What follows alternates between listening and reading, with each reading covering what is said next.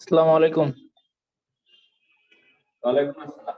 শোনো, ওই হ্যালো, আসসালামু আলাইকুম। 65 যদি ওয়ালাইকুম আসসালাম ভাইয়া। কেমন আছেন? ভাইয়া আলহামদুলিল্লাহ ভালো। ভাইয়া আপনি ভালো আছেন? জি আলহামদুলিল্লাহ ভালো আছি। আচ্ছা, হোস্ট করে দিলাম ভাইয়া আপনাকে। আর মানে আরেকজন আছে, শাহরিয়ার ভাইয়া। নাজিম, দুজনকে আপনাকে হোস্ট আর ওনাকে হোস্ট করে দিলাম। জি ভাইয়া।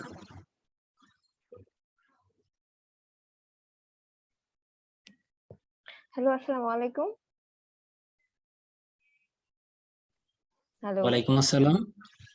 অ্যাকচুয়ালি ভাইয়া আমি সুমনা বলতেছি। আমার রোল হচ্ছে 233। তো আমার স্টুডেন্ট লিস্টের মধ্যে তো আমার ফার্মের নামের জায়গায় আমার নাম আসছে। তো এখন আমি কি করতে পারি? আচ্ছা, তাহলে আপনি কাইন্ডলি আমাদেরকে যে মেইল থেকে সবাইকে ক্লাস লিংকটা দেওয়া হয়েছিল, আপনি সেই মেইলে একটা মেইল করুন আপনার প্রবলেমটা জানিয়ে। ও আচ্ছা, তাহলে মানে এই ক্লাসে কি কোনো হেল্প পাওয়া যাবে না, যে যারা আমাদেরকে হ্যান্ডেল করতেছে? যেমন এখন কিছুক্ষণ আগে একজন কথা বলতেছিল, উনি আইটি ডিপার্টমেন্টে।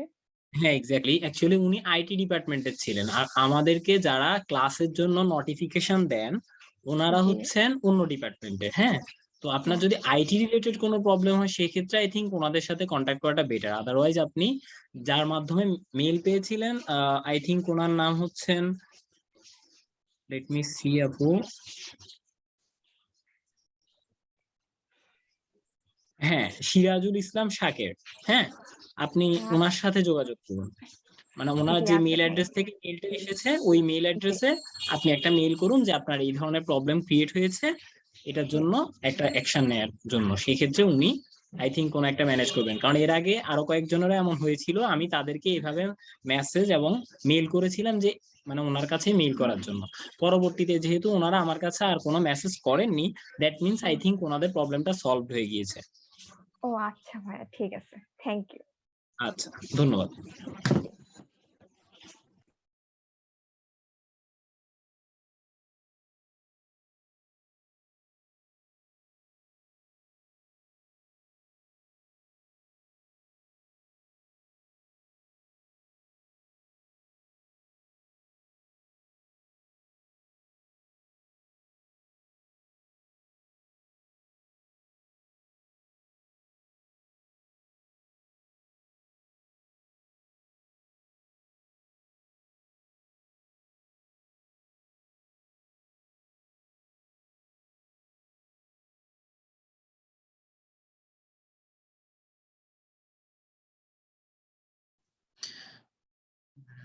আচ্ছা নবুলদা, হ্যালো হ্যালো, নোবেল ভাই শুনতে পাচ্ছেন? অথবা আজমির ভাই? হ্যালো, নোবেল ভাই আর আজমির ভাই?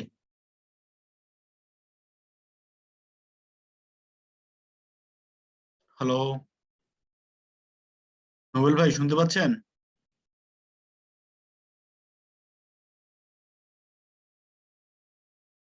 নোবেল ভাই আর আজমির ভাই?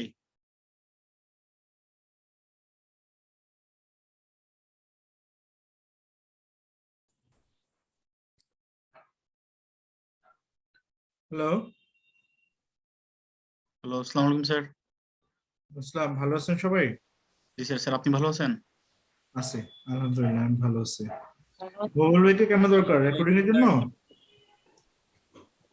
না sir.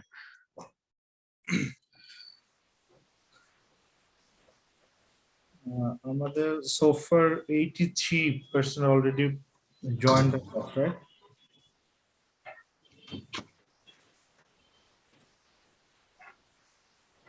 So all of you are new student, or this is the second time for anyone?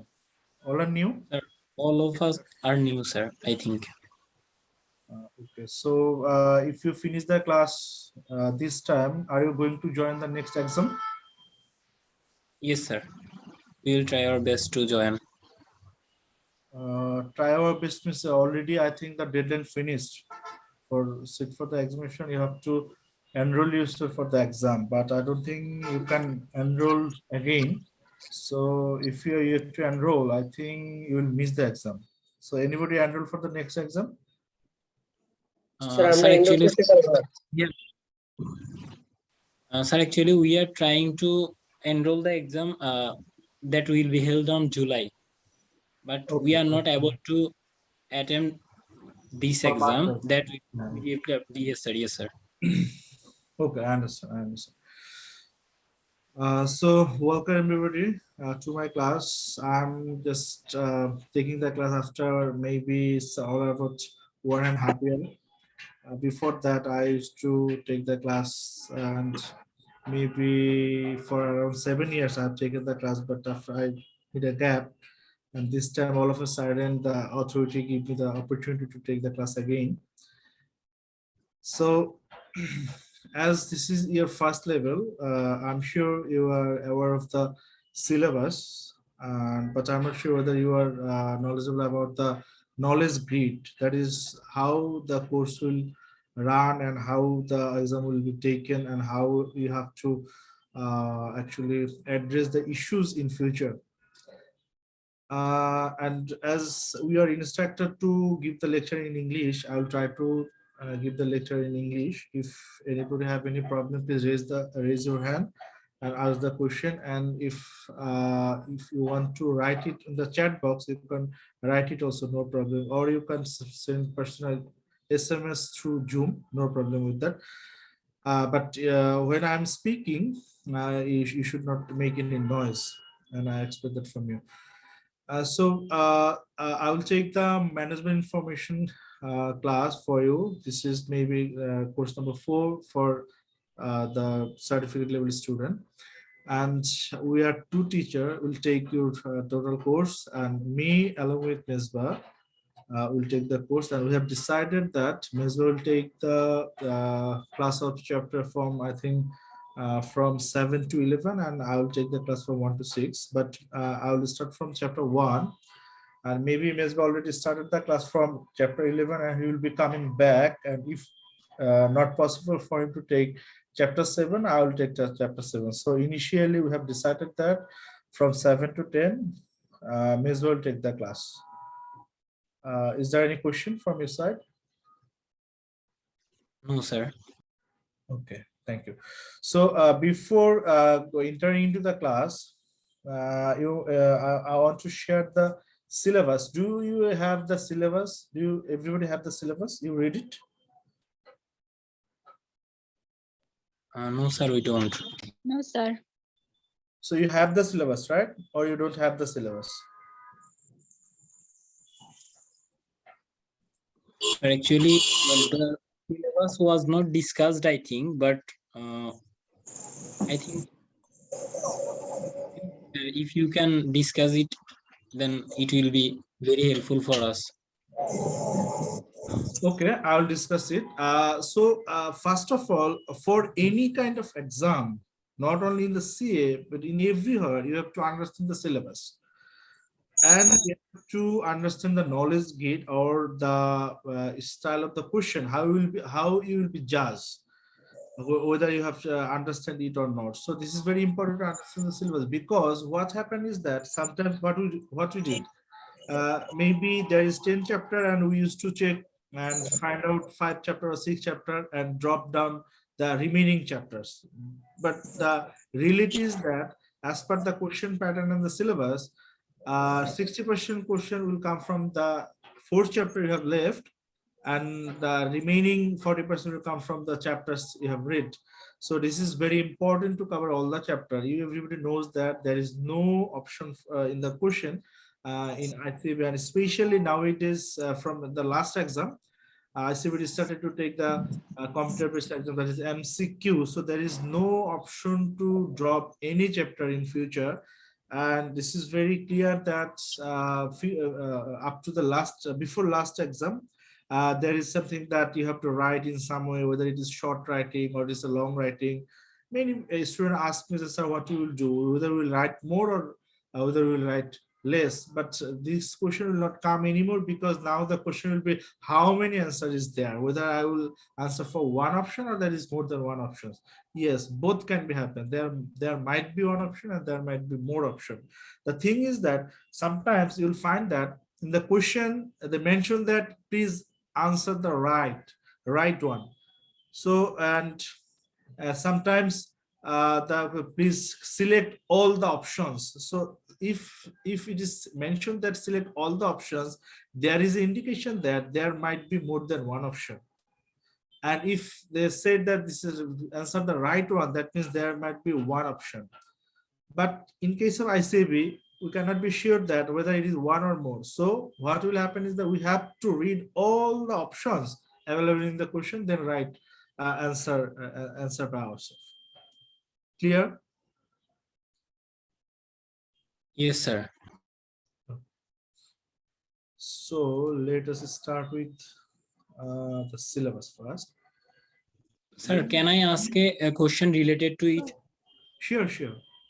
Sir, here can here be any of question there have to choose, there we have to choose many options like A, B, C. Yes, yes. There can be, of course. That means there can be we have the scope of to choose 3 options at a time. Yes, you have to. Okay, sir. Say for example, there is one answer out of 4 options. If you select 2 options, this is a wrong answer. Even though you have chosen the right answer also, it will be you will get 0 here. And in another case, say if there is 4 options and 3 options is correct, but you just select 2 options, that you cannot select another option, that is, it will also got 0. So you have to identify all the correct answer, not more, not less. Clear? Yes, sir. Okay.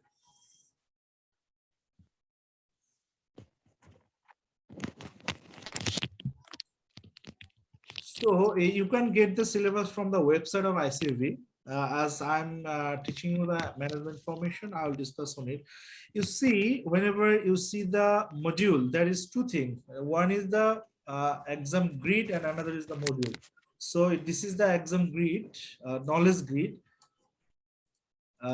This is syllabus and knowledge grid. Both are in the same place. What will happen is that you see, at the very beginning, they mentioned about your learning objective. See this LO1, that means this is learning objective. Okay. So in this MI course, there is 7 objectives. Okay. This is okay. So in your MI course, there is 7 learning objectives, LO1 to LO7. And you see, you will be assessed by a 2-hour exam, and the weight will be like that. You see, there is 4 areas on the basis of which you will be evaluated after in the exam. That is for costing and pricing, there will be 25% mark. For budgeting and forecasting, 25% mark. Performance management, 25, and management decision making, 25. You see, budgeting and forecasting, there is only 2 chapters related to budgeting and forecasting, maybe chapter 6 and 7. So from these 2 chapters, at least 25 marks will come. And so in your case, if there is 40 objective, I'm not sure how many objectives will be there. If there is 40 objective type question, there will be at least 10 questions from these 2 chapters.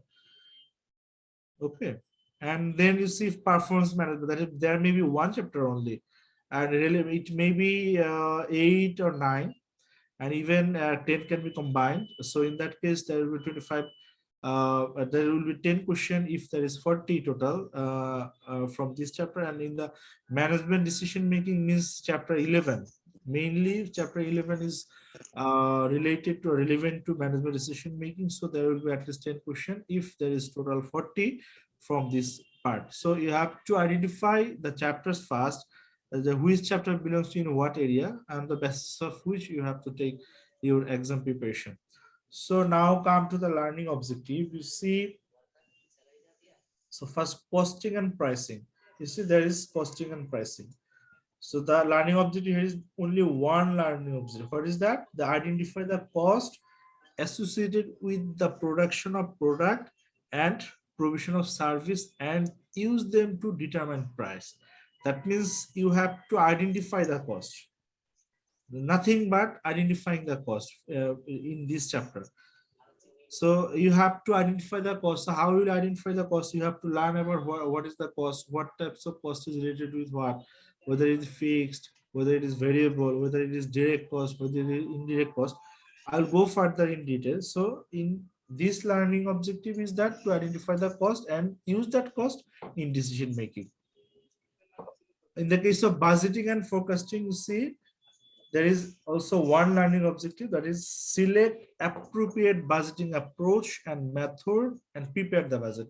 So there is many types of budget. One, zero-based budget, rolling budget, static budget, master budget, flexible budget. There is many types of budget. So you have to understand the different types of budget and you have to select the best approach for your sake. That is, it will depend. Maybe there may be more than one budgeting approach, and maybe all the budgeting approach will not be fit for all the organization or all of you, because it depends on the situation, on what you are going on, and in what types of company you are just. I'm sorry, I have to take one phone call. I'm sorry for that. Yes, sir, it's okay. No problem.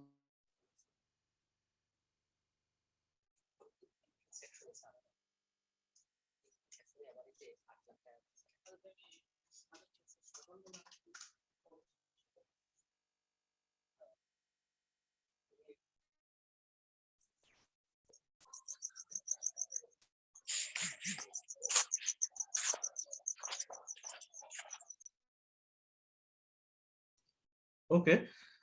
So then that is what I'm saying is that you have to analyze it, and you can analyze it based on the different characteristics, that is types of the company you are working for, the purpose of the budget, and the information available to you. So based on many indicators and many information, you have to select the appropriate budget for you and prepare the budget. You see, budgeting is fast, and if you prepare the wrong budget, you cannot do well in business and you cannot take the proper decisions. So budgeting is very important. So you see, in this two part only, there is only two learning objectives: for costing, to identify the cost and use it, and for budgeting, to identify the appropriate budgeting approach and prepare the budget. So in the third case, that is in the performance management, you see, this is in the third, there will be 25% more percent mark from this part. Here there is 3 separate learning objectives. Number 1 is identify the key features of effective performance management system. Then select appropriate performance management measures. Then calculate difference between the performance and standard or budget. Can anybody explain this? I think so far, is there anybody from HSC or A-level? Yes, sir. So how many are you is less than a graduate? Can you please raise your hand so that I can, you see, whenever I'm giving the lecture, I have to focus on that also, that somebody is coming less than A-level and who is A-level and HSC. So I have to know how many you are from. Only 2 out of 170. Oh my God. 170 students in one class. My goodness, how can I continue the class if every day 50 students ask me one question, then the time will finish. So only 3. I'm this Shahriar, Muntasir and Naimur. Only 3 students is less than graduate. So okay, so Shahriar, Muntasir and Najim, if you have any specific question to me, just ask me at any time, raising the hand, or you can ask through the chat box. Yes, sir. So can anyone explain what is the learning objective? That is, identify the key features of effective performance management system. Can anybody say? Is there anybody? No.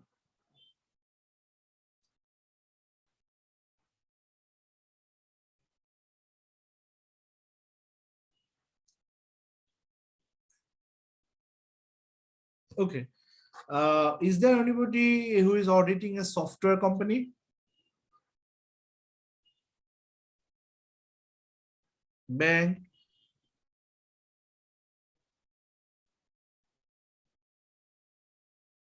No.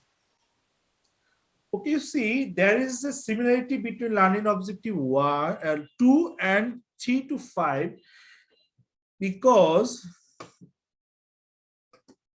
if you see that, say, in the case of learning objective 2, what you will do, that is select appropriate budgeting approach and method and prepare it.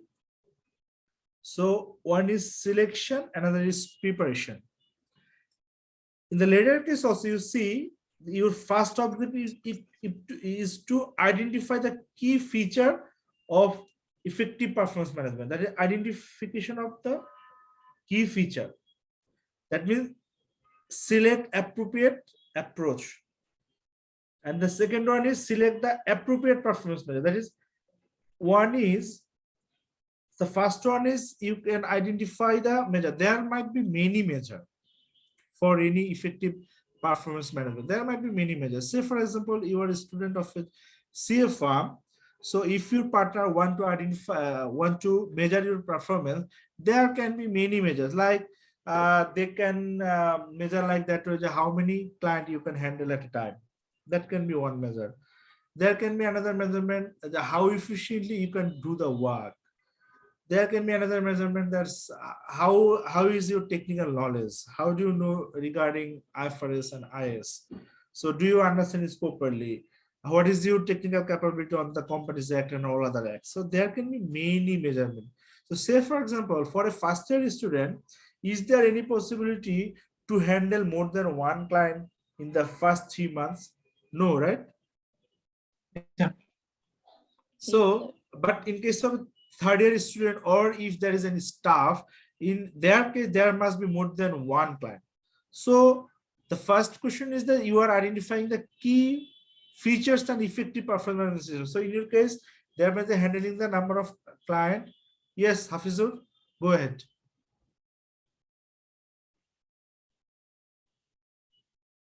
Hafizur, you raised your hand. Do you want to ask any question?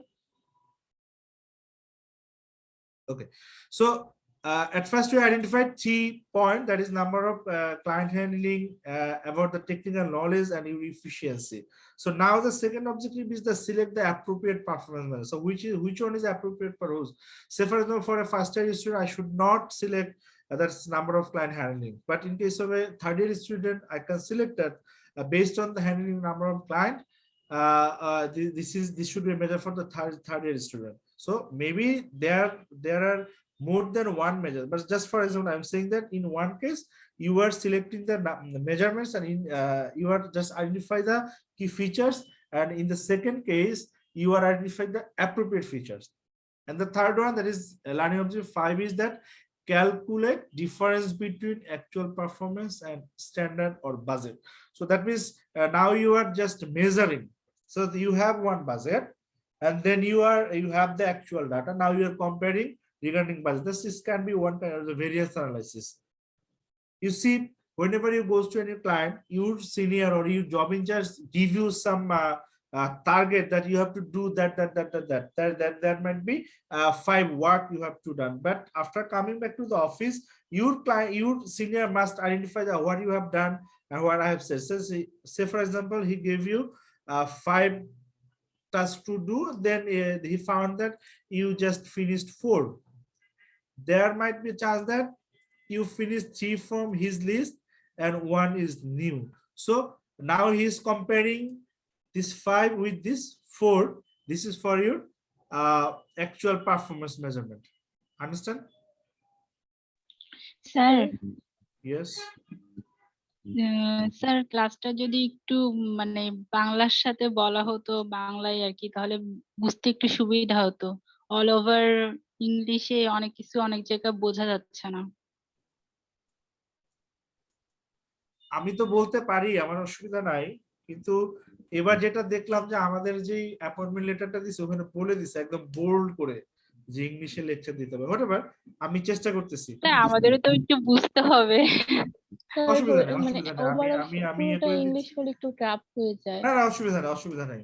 আমরা তো রে ভাই পান্তা ভাত খেয়ে ইংরেজি শিখছি, আমরা তো সব ইংরেজি পারবো না। আমি যা বলছি আপনি ভিডিও দেখেন, এটার হচ্ছে 50 ভাগই হয়তো বা ভুল হয়েছে। বাট আমাদের যেটা করা উচিত, আপনাদেরকে আমি একটা সাজেশন দিই, জি স্যার। ইংরেজি বলার জন্য আমাদের সবচেয়ে আগে যেটা দরকার সেটা হচ্ছে সাহস। আর বলার জন্য কিন্তু আমার গ্রামার জরুরি না, যদি আমি গ্রামারটা ঠিক করে বলতে পারি তো খুবই ভালো, বাট জরুরি না আমি যদি বুঝাইতে পারি।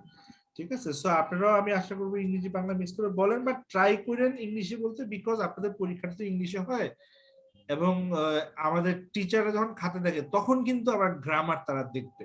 হ্যাঁ, আপনার নর্মালি যদি এটা প্রফেশনাল এক্সাম না হইতো সেক্ষেত্রে করে কি যে সে যদি কন্টেন্টটা উঠায় নিয়ে আসতে পারে তার রাইট আপে তখন কিন্তু তাকে মার্কস দিয়ে দেয়। বাট আমার এখানে কন্টেন্ট উঠায় নিয়ে আসছেন, হাউএভার আপনি ইংলিশটা অনেক ভুল, কিছু মার্কস আপনি পাবেন, একদম জিরো পাবেন না, বাট ওই যে ভুল হয়েছে ইংলিশ সেটার জন্য কিন্তু আপনার নাম্বার কাটবে।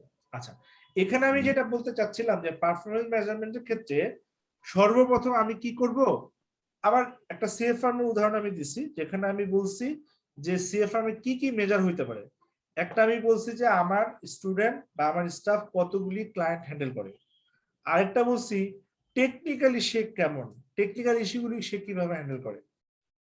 আমাদের ফার্মে আমাদের একটা ইভ্যালুয়েশন শীট আছে যেখানে আমরা আমাদের প্রত্যেকটা স্টাফকে আপনার প্রায় 75টা ক্রাইটেরিয়ার বেসিসে তাকে আমরা মেজার করি, কিন্তু প্রত্যেক ক্রাইটেরিয়ার ওয়েট প্রত্যেকের জন্য এক না।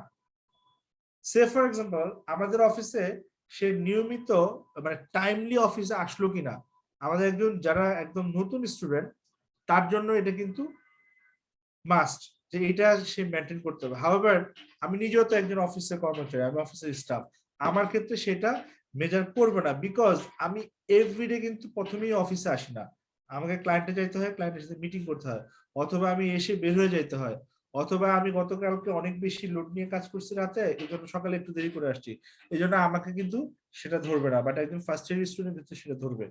সো এই যে প্রথমে আমি হচ্ছে অনেকগুলি ক্রাইটেরিয়াকে সেট করি যেটা আমার লার্নিং অবজেক্টিভ 3 তে আছে, দেন আমি অ্যাপ্রোপ্রিয়েট ক্রাইটেরিয়া কোনটা সেটা সিলেক্ট করি, তারপরে হচ্ছে যে অ্যাপ্রোপ্রিয়েট ক্রাইটেরিয়া যেটা সেটার সাথে আমি এখন আমার বাজেট এবং বাজেট বা আমার যে প্ল্যান, আমি যে প্ল্যান করছিলাম যে কিভাবে আমি করব সেটার সাথে আমার অ্যাকচুয়াল যে ইনফরমেশন আমার কাছে আছে সেটা আমি কম্পেয়ার করব।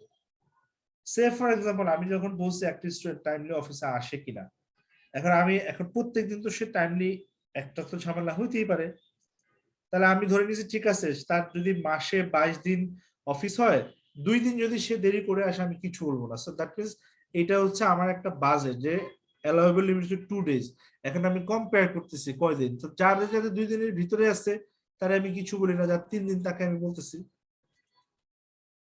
ঠিক আছে, নাও clear regarding performance management. So in MI you will get you will learn these 3 things also. Now finally management decision making, there is 2 learning objective. Number 1 is identify and calculate relevant data for ease of the management decision making, and then identify and explain ethical aspects of decision making.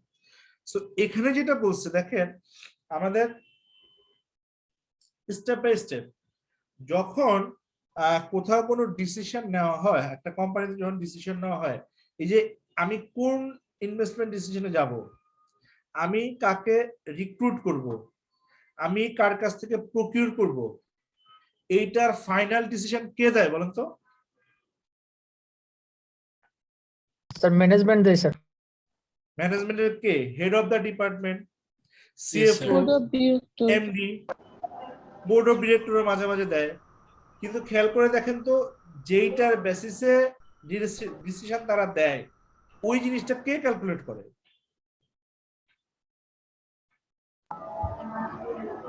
মানে আমি যে মনে করেন একজনের কাছ থেকে procure করব, এখন প্রকিউর করতে যাচ্ছি, আমার কার প্রাইসিং কত, কার কোয়ালিটি ভালো, কারটা খারাপ, কার ইন্টারন্যাশনাল অ্যাফিলিয়েশন আছে, কার নাই, কার বেশি আছে, কার কম আছে, কে টেকনিক্যালি ভালো, কে টেকনিক্যালি খারাপ, এই জিনিসগুলি তো নিচের ম্যানেজমেন্ট করে না? Yes, sir. তার বেসিসে টপ ম্যানেজমেন্ট ডিসিশন নেয়। আপনাদের এখানে ঠিক সেটাই, যে আমাকে আইডেন্টিফাই করতে হবে এবং ক্যালকুলেট করতে হবে কি relevant data for use of management decision. Say for example আমি এখন একটা ডিসিশন নিব যে আমি সে একটা গাড়ি কিনবো, এটা আমার একটা ম্যানেজমেন্ট ডিসিশনের ব্যাপার, আমি একটা গাড়ি কিনবো।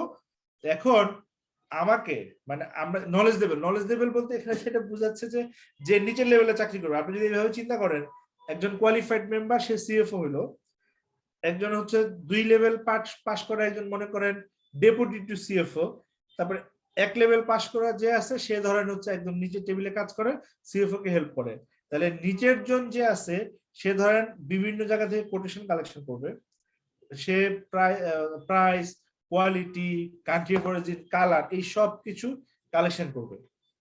এখন তাহলে তারা কি করতে হবে, প্রথমে হচ্ছে আইডেন্টিফাই করতে হবে যে একটা গাড়ি কিনতে গেলে আমি কি কি ইনফরমেশন আমার লাগবে, এটা আমাকে প্রথমে আইডেন্টিফাই করতে হবে। ঠিক আছে, এখন মনে করেন আমি একটা জিপ গাড়ি কিনবো, সে সব জিপের ইয়ে নিয়ে আসছে কিন্তু কোম্পানির না মানে নেই, সব কোম্পানির জিপ কি একই? No sir. তারপরে মনে করেন origin, country of origin, Indian private car আর জাপানি প্রাইভেট কার তো এক না, আবার জার্মানির প্রাইভেট কার এক না, তাহলে এইটা আমার লাগবে। তাহলে এই জায়গায় ম্যানেজমেন্ট ডিসিশন মেকিং এর জায়গায় you have to learn how to identify the information, what information you to be identified, and what will be the relevant data you will require for decision making from the management. এটা হচ্ছে আমাদের একটা।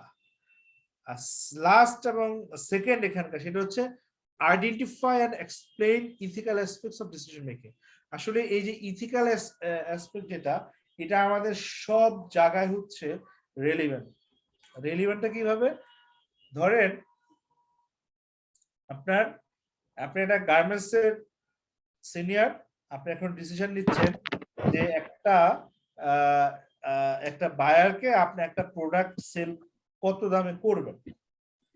এখন আপনি দেখলেন যে আপনি যদি একজন এক্সপার্ট এমপ্লয়ি নেন, তাকে আপনি প্রতি মাসে 50,000 টাকা স্যালারি দিতে হয়। whereas আপনি যদি একজন ইয়াং, ধরেন তার বয়স হচ্ছে 18 নিচে, তাকে যদি আপনি নেন, তারে হয়তো আপনি 20 বা 25,000 টাকা বেতন দিলে সে খুশিতে কাজ করবে। সেক্ষেত্রে আপনি কম কস্টিং এ ইউজ করতে পারবেন, বেশি লাভ করতে পারবেন, অথবা আপনি কম দামে দিয়ে বেশি সেল করতে পারবেন। তাহলে আপনি কি করবেন বলেন তো?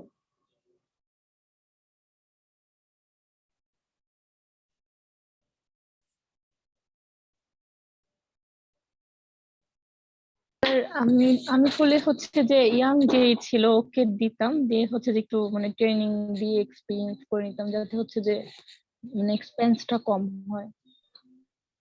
আচ্ছা, আর কেউ আছেন অ্যানসার দিবেন? স্যার এটা তো বিজনেসের উপর ভেরি করে, সবাই চাইলে তো আর হচ্ছে যে বেশি বেতনের কর্মচারী রাখতে পারবে না। Sir, actually, at first I have to identify the sector. Is it risky or not? If it is risky, then I will choose the perfect one or who is efficient in this sector.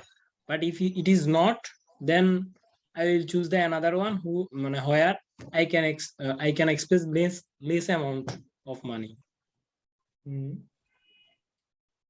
Anyone else?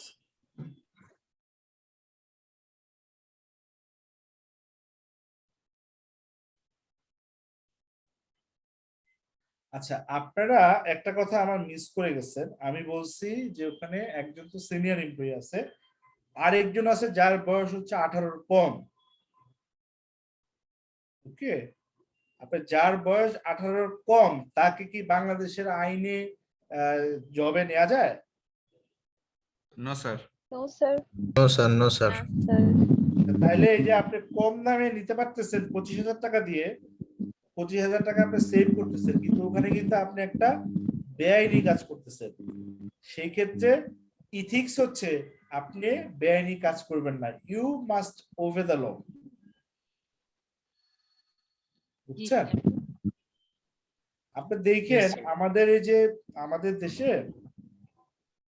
আপনি হয়তো এইভাবে চিন্তা করতেছেন, একটা ওয়ার্কশপে দেখতেছেন যে একটা ছেলে কাজ করতেছে, ওর বয়স কত হবে, 14-15, বা ধরেন একটা গাড়িতে একটা হেল্পার আছে তার বয়স, এগুলি সব হচ্ছে আইন মানে না। প্রায়শ হয়তো আপনার পত্রিকাতে দেখেন যে এইভাবে হচ্ছে এই নিউজগুলি আসে। এবং গার্মেন্টসও যদি দেখেন, হয় তার নাম লিস্টে নাই, কাজ করতেছে, তারা কিছু ক্যাশ দিয়ে দেয়, অথবা তার বয়সটা বাড়ায় দেখানো আছে। So as a ethical manager, তো আপনাকে যেটা করতে হবে যে আপনি এই ইথিক্স গুলি মেনটেন করবেন, আপনি ল ওবে করবেন, ল মেনে কাজ করবেন। তাহলে এখানে যখন আপনি ইয়েটা প্রিপেয়ার করবেন, বাজেটটা প্রিপেয়ার করবেন, আপনি কিন্তু যেই লোককে 50,000 টাকা দিতে হয় তাকেই নিতে হবে, আপনি 25,000 টাকা ওকে নিতে পারবেন না, কারণ এটা ইথিক্যালি ওয়াইজ না। ক্লিয়ার? স্যার আমার দুজনের মধ্যে কম্পারিজন করার কি কোনো দরকার আছে? কম্পারিজন করার দরকার বলতে একটু ক্লিয়ার করে বলবেন? আমার কি তাহলে ওই যে 18 বছরের যে নিচে এবং 55 বছরের যে উপরে, এটা ডিসিশন মেকিং এ কি আমার যদি এরকম হতো যে 25 বছরের একজন লোক তার এক্সপিরিয়েন্স আর 55 বছরের একজন লোকের এক্সপিরিয়েন্স, ওইটার তুলনা হলে কেমন হইতো? ওকে, ফার্স্ট পার্টে হচ্ছে যেহেতু প্রথম জন 18 নিচে, সেখানে আসলে কম্পারিজনের কোনো সুযোগ নাই, আমি কম্পেয়ারই করব না, আমি সিনিয়রকে নিয়ে নিব। আচ্ছা, নাও কোশ্চেন কাম যে একজন 55 একজন 25, তাহলে দুজনের তো অ্যালাউড। এই ক্ষেত্রে আমাকে কনটেক্সট চিন্তা করতে হবে যে আমি কি কাজ করতে চাচ্ছি, আর আমার এই দুজন লোক ওই কাজটাকে কত এফিশিয়েন্টলি করতে পারবে। আচ্ছা, এখন প্রশ্ন হচ্ছে যে আমি কাকে নিব। এখন ধরেন একটা সে ফর এক্সাম্পল আমি একদম আপনার ফার্মের একটা এক্সাম্পল দিই। আপনি একটা সে ফার্মে আছেন, একটা কাজ আছে, সেটা কি যে একটা একটা বাড়ি ভাড়ার দলিল দেখে আপনাকে বের করতে হবে যে আপনার ক্লায়েন্টের বাড়ি ভাড়া কত, এবং সেখান থেকে হচ্ছে লিজ ক্যালকুলেশন করতে হবে। এখন আপনি ফার্স্ট ইয়ার স্টুডেন্ট হইলেও আপনি এটা পারেন এবং ভালোভাবেই পারেন, আপনার সিনিয়র তো এটা পারেই ধরেন, তাই না? সে তো না পারার কোনো অপশন নাই, রাইট? জি স্যার। তাহলে এখন যখন আপনি যখন ওই জবের জন্য একটা প্ল্যান করবেন, তখন আপনি কাকে রাখবেন, সিনিয়রকে না জুনিয়রকে? কেন সিনিয়রকে রাখবেন? সে তো আপনার কস্টলি আইটেম। আপনার সিনিয়র যদি ওখানে 1 ঘন্টা কাজ করে, তার পিছনে আপনার খরচ হচ্ছে সে পার আওয়ার 5,000। আর জুনিয়র যে সে যদি কাজ করে, সেখানে খরচ হবে সে ধরেন আপনার পার আওয়ার 500 টাকা। তাহলে আপনি সিনিয়রকে কেন রাখবেন? আপনি ওভার বার্ডেন হয়ে যাবেন। তাকে তো রাখতেই হবে, তার এক্সপিরিয়েন্স বেশি। না না, এক্সপিরিয়েন্স বেশি, কিন্তু ওই যে স্পেসিফিক জবটার জন্য, যে আপনি যে লিজ ক্যালকুলেশনের জন্য দুজনেই পারে। জুনিয়রকে বিল্ড আপ করতে তো একটা কষ্ট আছে, স্যার জুনিয়রকেই রাখবো।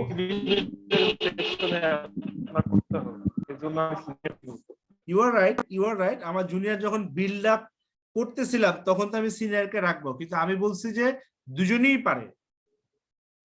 পারে, সিনিয়রও পারে জুনিয়রও পারে। জুনিয়রকেই রাখবো, কারণ হচ্ছে যে আমার এদিকে জি Sir, then I will hire my junior, because if the quality of the work is both of the quality of the work is same, then I will hire my junior. But if there is a difference between the quality of the work, then I will hire who is the best one. Okay, so your answer is almost correct, but you have to change your statement in that way that you have to compare between your expected quality. What does expected quality mean? Say you see the senior's qualities must be better than the junior, because the senior has that experience, he has done so many same work, but maybe junior work for 5 or 6. So what is your expectation? So you say for example your expectation level is 50%, and you junior can meet 55%, and the you senior can meet 100%. So I must not select the senior one, because my expectation is 50%. So what I expect from this calculation? Okay, so it depends. Yes, Because if you just compare the quality, then you must have selected the senior, because his quality is much more better than the junior. So the important thing is that what is my expectation? Clear? yes sir. Okay.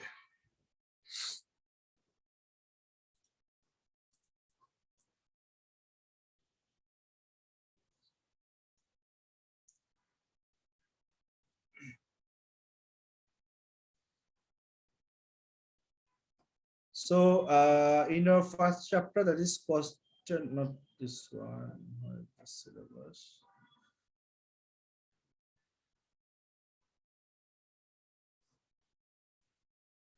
Okay, so now can I move to chapter 1?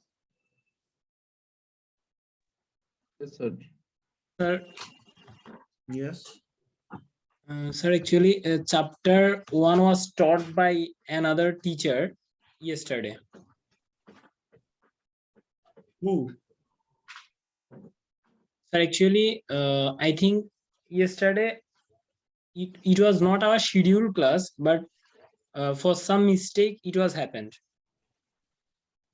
So who was the teacher? Sir, Arshadul Kabir. Arshadul Kabir, sir. Arshadul Kabir. Yes, So sir. is there, I think there was two section A and B. Arshadul Kabir is supposed to take the class from section A, I think, and I'm supposed to take the class of section B. So, but the problem is that how many students are in one class? Is it 184 or both sections students are joined here?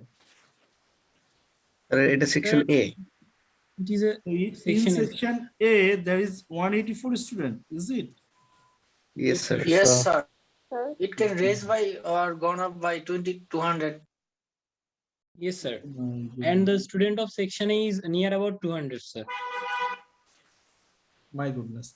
Okay, then if you have already finished the theory of section chapter 1, can we just go for testing some MCQ question? Can you do that? Yes, sir. Yes, sir. Yes, sir. We can discuss on that.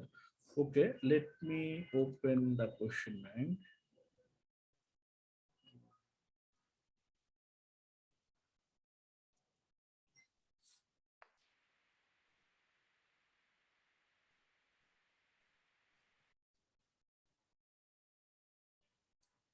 Can you see my screen?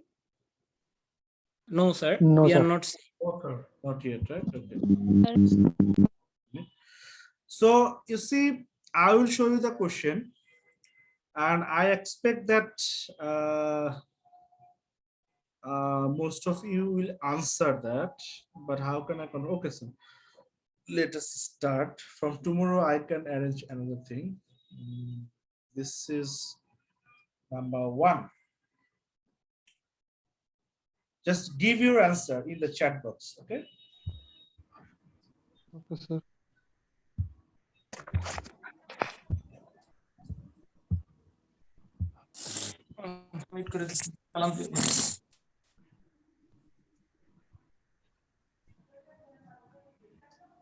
So who is the host?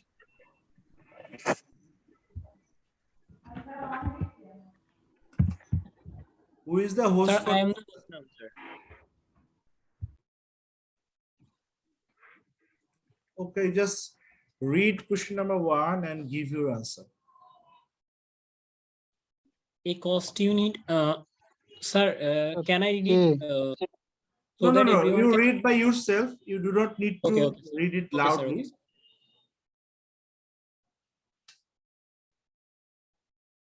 Sir, I think, sir, yes, sir.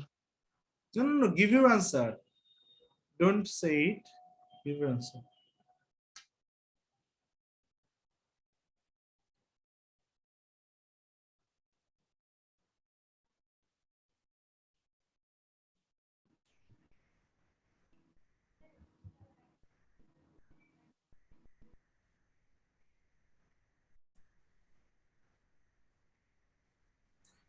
So most of the answer coming is A. So stop writing A. If there is anybody is not going with A, just give the answer. Is there anybody who is not with A?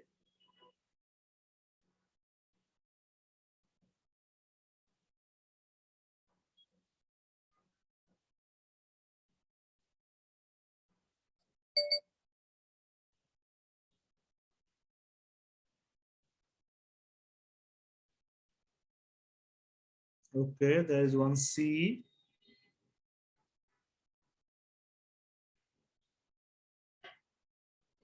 Sir, is there can be 2 option? Check it. Can I use 2 option here? If available, you can use 2. Check. So answer A.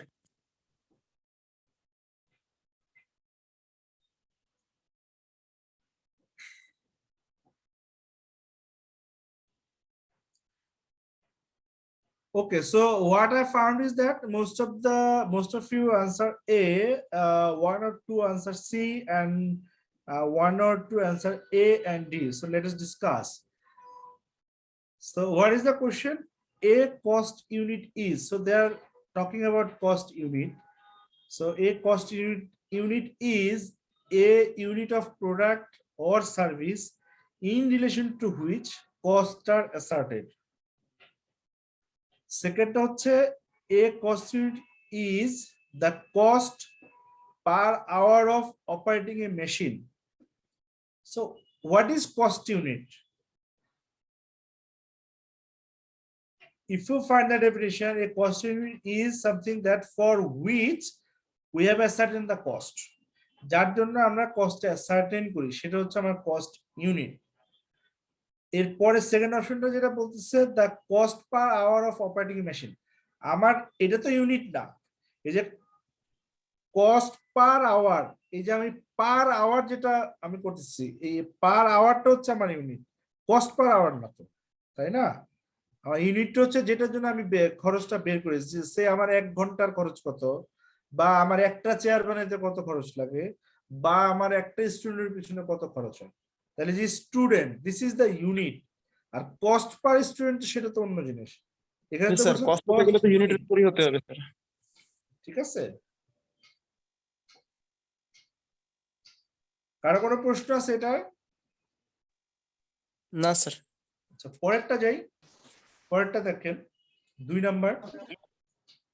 Sir, which one was the answer, sir? A, of course A. আচ্ছা আপনারা কয়েকজন C দিচ্ছেন আর কয়েকজন D ও সাথে দিচ্ছেন এ সহ। সিটা কি বলছে? সি বলছে cost per unit of electricity consumed. এটা তো পুরোই ডিফারেন্ট জিনিস।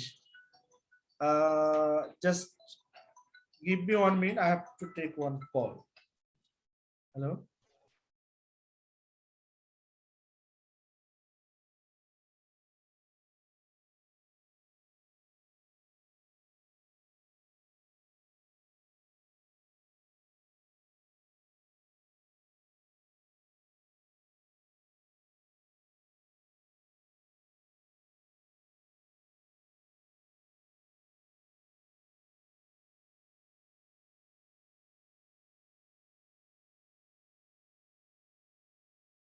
বলছিলাম যে আপনার ওটা তো হচ্ছে যে ইলেকট্রিসিটি কস্ট পার ইউনিট, এটা তো কস্ট ইউনিট না, ওটা হচ্ছে electricity cost per unit, different unit.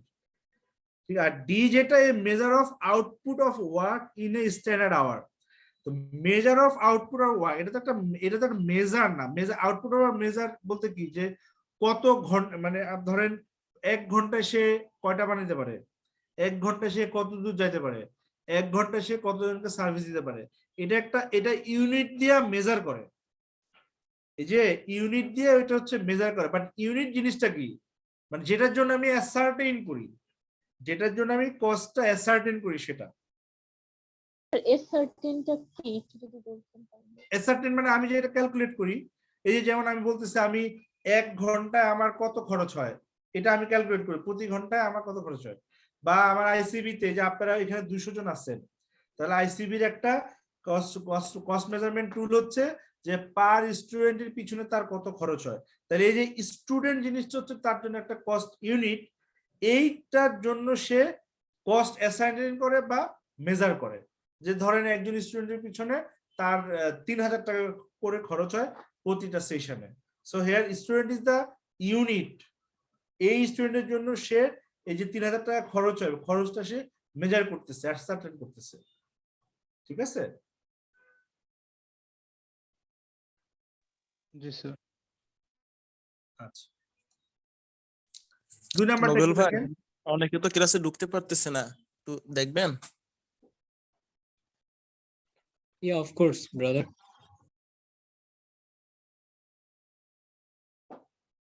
পরেরটা একটু দেখেন।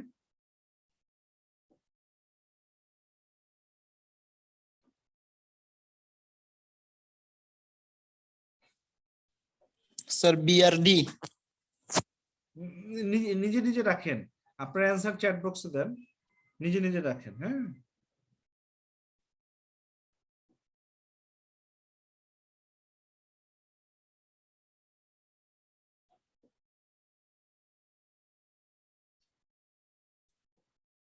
মাসুম রানা বলেন, আপনি হ্যান্ড রেজ করছেন, বলেন Masum Rana.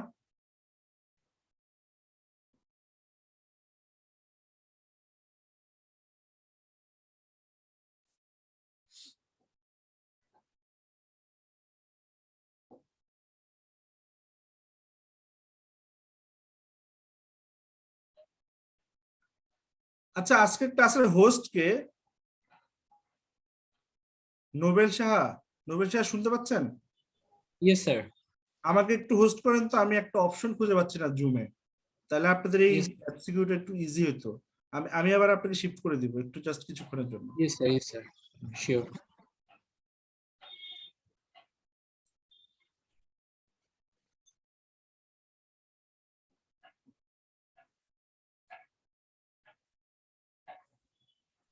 Sir, you are the host now. Okay.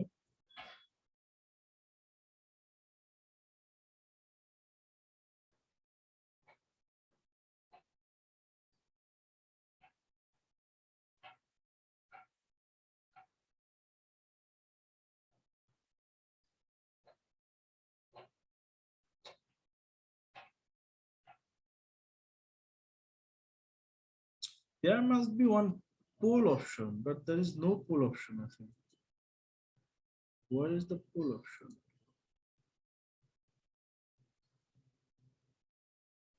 Okay. Yes, Mehdi Hassan, ask.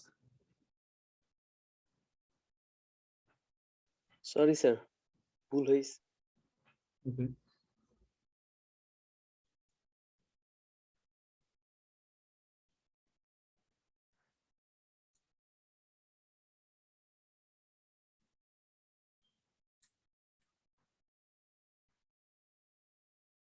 হ্যাঁ, এনজামুল মোল্লা, আপনার হ্যান্ড রেজ করা। Sir, if you don't mind, sir, I think if you again teach a summary portion in this chapter, sir, then we will gather extra knowledge. Okay, I can go for it. I have no problem. Sir আসসালামু আলাইকুম, আমি একটু কথা বলতে যাচ্ছিলাম sir. Sure, sure. Sir আমাদের তো sir গতকালকে অ্যাজ এ সেকশন মানে আমাদের রুটিন ওয়াইজ ক্লাস তো বি সেকশন হওয়ার কথা ছিল, সো আমরা যারা মিস করেছি অ্যাকচুয়ালি, তো এটা যদি একটু রিপিট করতেন, যেহেতু এটা তো আমাদের তো আমরা তো মানে মিস করে ফেলেছি স্যার, একটু যদি রিপিট করতেন তাহলে ভালো হতো স্যার। আর এখন অনেকে প্রপারলি অ্যান্সার দিতে পারতেছে না, তার মানে ক্লাসটা ঠিক মতো হয়তো তারা অ্যাটেন্ড করতে পারেনি বা নলেজটা তারা গ্যাদার করতে পারেনি। আপনি যদি স্যার আপনার মতো করে, যেহেতু আমাদের আজকে এই সেকশনের ক্লাস ছিল, এটা যদি আপনি রিপিট করতেন স্যার তাহলে ভালো হতো স্যার। আমি করতে আমার কোনো অসুবিধা নাই, যদি আপনারা বলেন করতে আমি অবশ্যই করতে পারবো। খুবই ভালো হবে স্যার যদি করেন। এখানে দেখেন অনেকে কনফিউজ, অ্যানসার দিতে পারতেছে না ঠিক মতো। আপনি স্যার যেহেতু আমাদের সেকশনের ক্লাস, আমরা তো সাইড তো ঠিক আছে, আপনি যেন কে যেন হোস্ট ছিলেন? আমি ওটার সাথে একমত। হোস্ট ছিলেন যেন কে? Sir, I was the host. What is Ji your sir, name? Nobel. Nobel. Nobel Shaha. Ji sir. I'm just shifting. Okay. Okay, then go to the lecture first. Sir 2 নাম্বারটা কি C হবে না? এটা অ্যানসারটা যদি বলে দেন ভালো হবে। সি নাম্বারটা এ হওয়ার কথা, 2 নাম্বার মানে কস্ট ইন্টারেস্ট তো মানে ডিভিডেন্ড আচ্ছা, প্রশ্নটা ছিল যে certain types of income and cost are of no interest to the cost accountant. মানে নিচে যে খরচগুলি আছে এর ভিতরে কস্ট অ্যাকাউন্টেন্ট যে আছে তার ইন্টারেস্টে কোন খরচ থাকবে না। তার মানে হচ্ছে স্বাভাবিকভাবেই ধরে নেওয়া যায় কস্ট অ্যাকাউন্টেন্টের কাজ হচ্ছে কস্টিং করা, তাহলে কস্টিং করতে গেলে কোন খরচটা সে কনসিডার করবে না। সো আমাদের প্রথমটা হচ্ছে ইনডাইরেক্ট লেবার। আমার কস্টিং করতে কি ইনডাইরেক্ট লেবার লাগে? ইয়েস স্যার, লাগে স্যার। লাগে স্যার। র ম্যাটেরিয়ালস এর কস্ট লাগে? Yes sir. স্যার লাগে। স্টুডেন্ট লাগে না স্যার। কিন্তু লাগে না sir. Rent of A factory লাগে স্যার। ইয়েস স্যার, লাগে স্যার। তাহলে বুঝে ফেলছেন আপনারা যে ওর ইন্টারেস্টের ডিভিডেন্ড কত দিল না দিল না কি করলো ওর দরকার না, ওর তো দরকার কস্টিং, যে আমি এই প্রোডাক্টটা কস্টিং করতে গেলে আমার যে যে খরচগুলি লাগবে সেটা নিয়ে আমার কনসার্ন থাকবে, অন্যগুলি না। জি sir, dividend is related with shareholder sir. Right, this is financing decision. Okay, Sir. so if I go to the chapter 1, this is a lecture, and now let's see it. You can see that, right?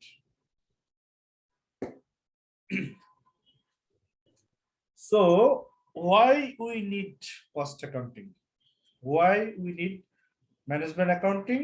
What is the difference between cost accounting, management accounting, and financial accounting? Sir, Who is cost the user? accounting- Sir, cost accounting is needed to find out the measurement of cost and the cost that was happened to make a product or unit. And on the other hand, the management accounting is needed to operate the whole business and to making decision. Okay, you are partially right. So cost accounting, which deal with what we need it for planning, control, and decision making. So how it is related with our planning, you can see here that you see in the planning process, assessing the external environment and organization. Whenever we are making any plan, we must consider what our competitor is doing, what is the improvement or advancement in the world, what new technology come, what is the new area we have to incur cost. So for planning purpose, whenever we made any costing, we might consider that, right?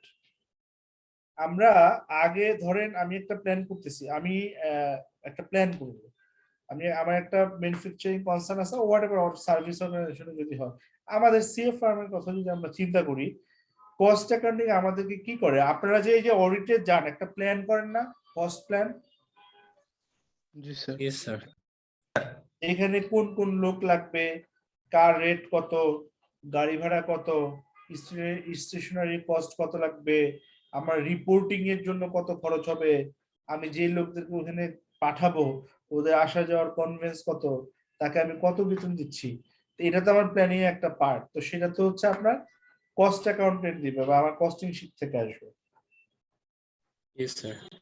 R decision making process, আমি যখন এই প্ল্যানটা দিব, এই যে আমার বিভিন্ন খরচ বা বিভিন্ন আইটেম দিয়ে যখন আমি একটা জিনিস করব, তখন তো সিনিয়র কাছে গেলে সে এটাই থাকবে না কোনো চেঞ্জ করবে, অ্যাড করবে, লেস করবে, সেগুলি সে ডিসিশন দিতে পারবে।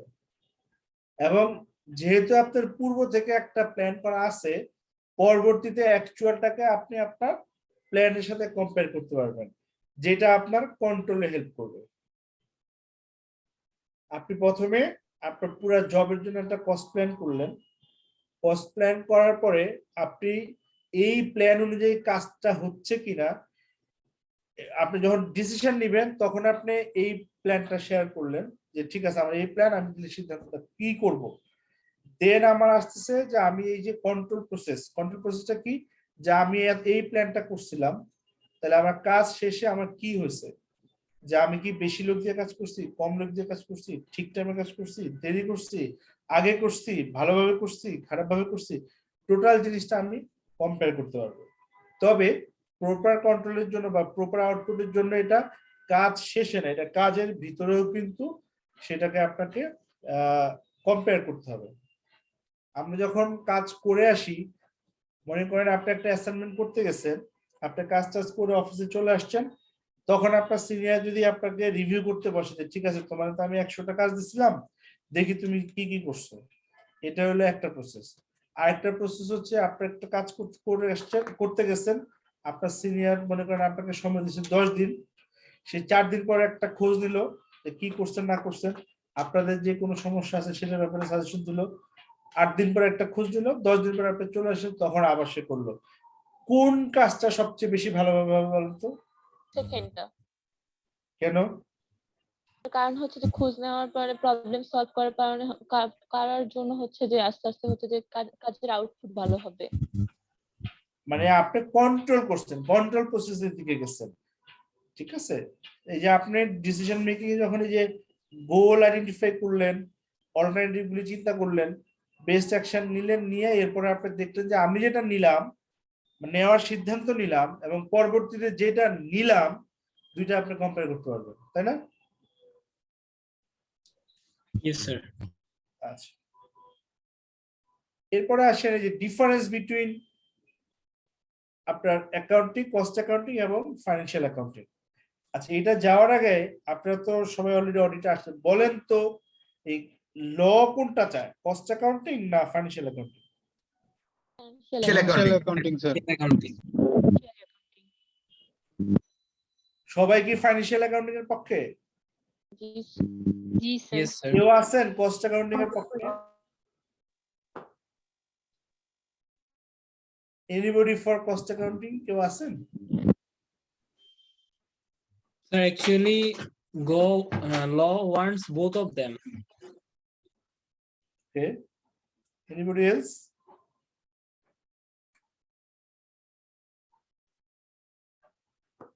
Nobody? Only financial account. আচ্ছা, both of them কে বলছেন? Sir, I was Nobel. saying it. Both বলছেন কেন? কস্ট অ্যাকাউন্টিং কোথায় চাইছে? Sir, actually, I think cost accounting is also needed. That's why ICMA is running for this purpose, I think.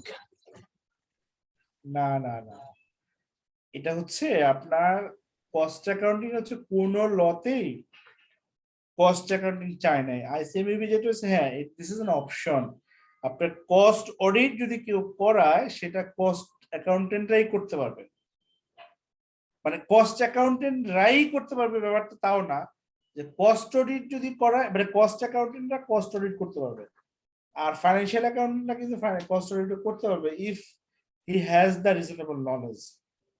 আপনার cost accountant আর chartered accountant is not the same thing.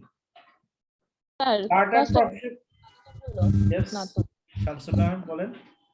Cost accounting মানে অ্যাকাউন্টের যে অডিটটা ওটা তো হচ্ছে যে ম্যান্ডেটরি না আমাদের, যেমন দিস ইজ নট ম্যান্ডেটরি। আগে যেটা হইতো, আমরা যখন অডিটে যাইতাম আমরা নিজেরাই সেটা অডিট করে নিতাম আমাদের পলিসি অনুযায়ী, আমাদের প্রসেস অনুযায়ী। এখন যেটা হবে, যেহেতু কস্ট অডিট কস্ট অ্যাকাউন্টেন্ট করে ফেলবে আগে, আমাদের জন্য একটু কমফোর্ট হবে যে আমি ওদের কাজটা একটু রিভিউ করে দেখবো যে ও প্রপারলি কাজটা করছে কিনা, তার আউটপুট ঠিক আছে কিনা। যদি ঠিক থাকে তাহলে ওর রিপোর্টটাই আমার রিপোর্ট, বা আমি ওর রিপোর্টের উপর বেসিস করে আমি আমার ওপিনিয়ন ড্র করতে পারবো। আমাদের আরো ভালো হয়েছে এখানে, ঠিক আছে? সো এখানে যেটা cost audit is an optional part, this is not mandatory, but financial audit is mandatory, that is statutory audit. Okay, আচ্ছা, আমরা যদি এখন পার্থক্যটাতে যাই, সেখানে দেখেন কি আছে আমাদের। ফার্স্টটি হচ্ছে যে টাইম স্প্যান কিসের জন্য হয়। একটা হচ্ছে ডিফাইন্ড পিরিয়ড, একটা পিরিয়ড থাকে স্টেটমেন্ট অফ কম্প্রিহেনসিভ। এখানে একটু ভুল আছে, ভুল না, এটা একটু আপডেট করা লাগতো। স্টেটমেন্ট অফ কম্প্রিহেনসিভ ইনকাম এখন আর নাই, এখন আমাদের হচ্ছে profit or loss and other comprehensive income. স্টেটমেন্টের নাম একটু চেঞ্জ হয়ে গেছে, ঠিক আছে? এই জায়গাটা আপনি একটু কারেক্ট করে নিয়েন, এই যে স্টেটমেন্ট অফ কম্প্রিহেনসিভ ইনকামের জায়গায়। তো ইউজুয়ালি 1 ইয়ার, বাট এটা কম হইতে পারে, একটা পিরিয়ড হইতে পারে। আর ফাইন্যান্সিয়াল পজিশন যেটা বা ব্যালেন্স শিট যেটা আমরা বলি, সেটা হচ্ছে রিপোর্টিং ডেট, মানে হচ্ছে পিরিয়ড, যেই পিরিয়ডের জন্য ক্যালকুলেশন করা হচ্ছে সেই পিরিয়ডের লাস্ট ডেটের পজিশন। আর কস্ট অ্যাকাউন্টিং এর ক্ষেত্রে যেটা হয় সেটা হচ্ছে যে আপনার period appropriate for the purpose, মানে আমি যেই পারপাসের জন্য করতেছি সেইটার পিরিয়ডের জন্য। এখন আপনি যদি নর্মালি ফাইন্যান্সিয়াল অ্যাকাউন্টিং চিন্তা করেন, নর্মালি ফাইন্যান্সিয়াল অ্যাকাউন্টিং রিপোর্টটা হয় ফর 1 ইয়ার, বাট যখন আপনার দরকার হয় আপনি কোয়ার্টারলি করেন, যখন আপনার দরকার হয় আপনি সেমি অ্যানুয়ালি করেন, 3 কোয়ার্টারে করেন, 10 দিন পর যখন দরকার হয় করেন, but normally this is for 1 year. আর কস্টিং এরটা এইটা কিন্তু আপনার বিভিন্ন রকম হতে পারে, 1 বছর, 5 বছর, 10 বছর, 1 সপ্তাহ, 10টা প্রোডাক্ট, 20টা প্রোডাক্ট, 100টা প্রোডাক্ট। সো ওইটা আপনার টাইম স্প্যান স্পেসিফিক না, বাট ফাইন্যান্সিয়াল অডিটের জন্য preferably for 1 year. Clear? Statutory requirement, একটা হচ্ছে ফাইন্যান্সিয়াল অডিটের লিগ্যাল রিকোয়ারমেন্ট, আর management choice cost accounts. Cost accounts যদি আপনার ম্যানেজমেন্ট মনে করে এটা তার লাগবে তাহলে সে করবে, আর যদি সে মনে করে লাগবে না তাহলে সে করবে না। বাট ঠিক আছে, যেহেতু এটা একটা controlling tool, it is better to use the management account. The management must decide to complete and prepare the management accounting also. However, this is not the legal requirement. This is so for the use of the management only, not for the outsiders. But for financial accounting, it is used by all the users and all the interest holder and all the interested parties.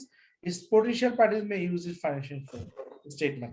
আপনি যখন একটা company share কিনেন, আপনি তখন তো ওর financial statement use করেনি, তাহলে যে শেয়ার কিনবে এখনো ইন্টারেস্টেড পার্টি না, বাট পটেনশিয়ালি সে কিনতে চায়, তখনও কিন্তু সে আপনার ফাইন্যান্সিয়াল স্টেটমেন্টটা কিন্তু অ্যানালাইসিস করবে যে how you are perform, how you are doing.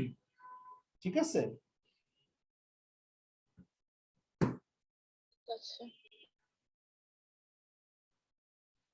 তারপরে আসেন format.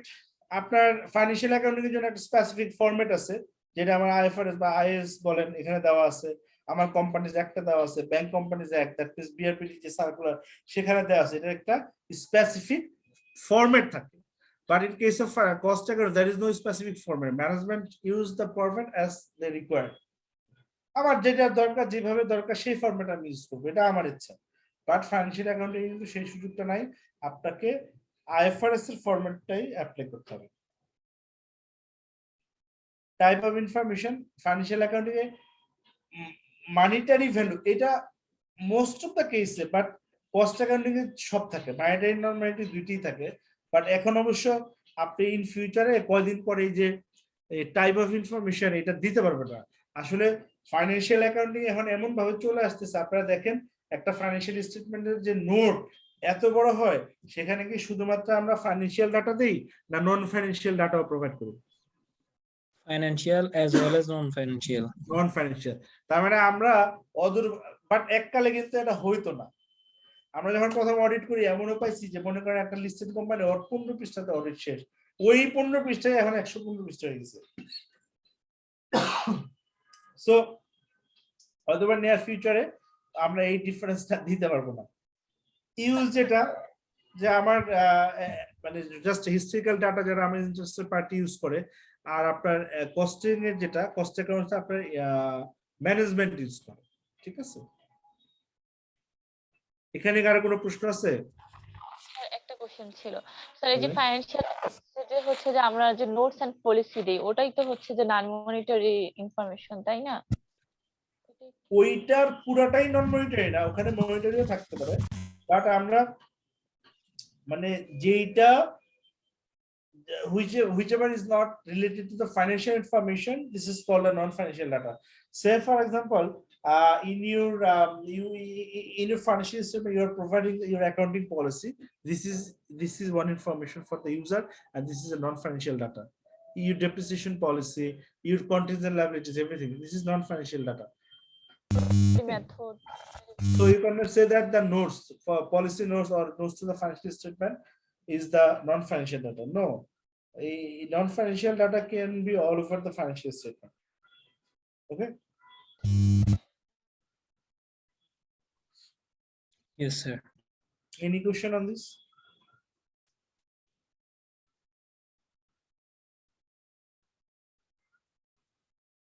Should I move on? Yes, sir, you may. I have already discussed this. Just read it. I discussed it in the case of the question number 1 here, right? Yeah.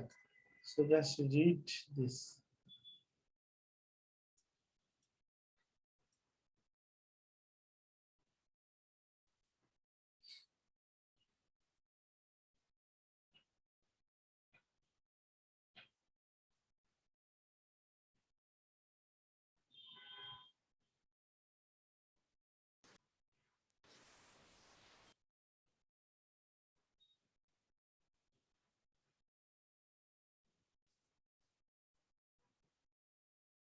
If you have any question, raise hand and ask the question. Read it.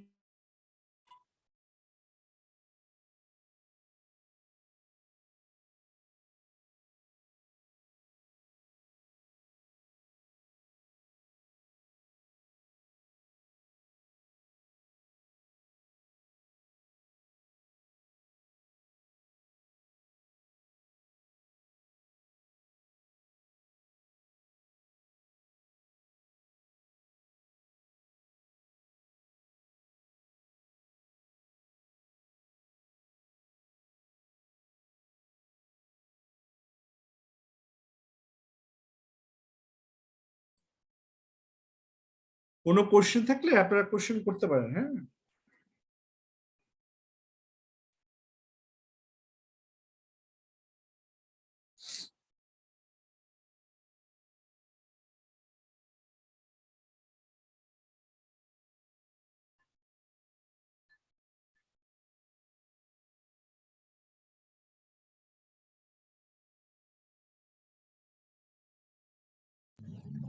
Sir, can you please clarify cost behavior pattern?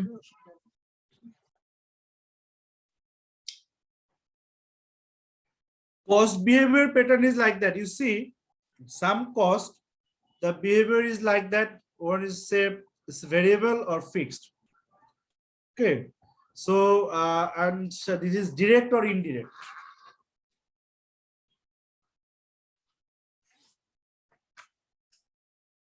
Understood that?